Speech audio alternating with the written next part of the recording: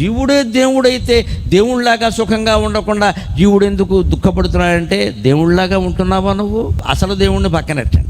గుళ్ళో విగ్రహం రూపంలో ఉన్నాడు కదండి. మీ ఇంట్లో మీరు ఎప్పుడైనా విగ్రహం రూపంలో మౌనంగా ఉన్నారా అండి? యోగ వాసిష్టం చెబుతుంది ఆ మాట.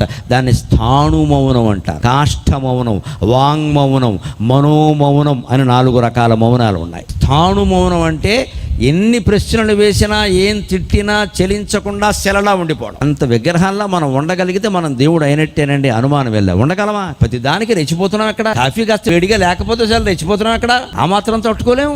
నిజంగా విగ్రహంలాగే ఉంటే మనం దేవుడు అయినట్టేనండి. అనుమానం వెళ్ళా. అభ్యాసం చెయ్యాలి. స్థాణు మౌనం అంటే నేను కదలను, దేనికి స్పందించను. కనీసం రోజుకు 1 అరగంట ఇంట్లో అభ్యాసం చేయండి. ఏదో పనులు అయిపోయి అందరూ వెళ్ళిపోయి మనమే ఉండే సందర్భం ఉంటుందండి. ఖచ్చితంగా రోజులో 1 అరగంట దొరక్కపోదు.